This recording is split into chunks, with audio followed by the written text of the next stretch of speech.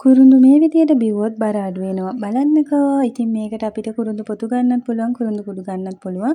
කුරුඳු පොතු ගන්නවා නම් මෙන්න මේ විදියට හොඳට සෝදලා පිරිසිදු අරගන්න. ඉතින් ඊට අමතරව අපිට අවශ්‍ය වෙන්නේ උණු වතුර.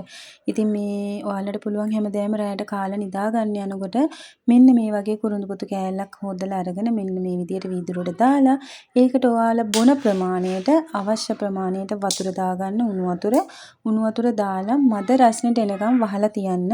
ඊට පස්සේ මද රස්නෙට ආවට පස්සේ තමයි බොන්නත් ඕනේ. ඒ වගේම ඔයාලට පුළුවන් නම් තියෙනවනම් මී පැණි ටිකක් මී පැණි තේ හැන්දක් වගේ දාලා හැමදාම මේක රෑට බොන්න. මාසයක් බීලා බලන්නකෝ බරත් අඩු වෙනවා, බඩත් අඩු වෙනවා.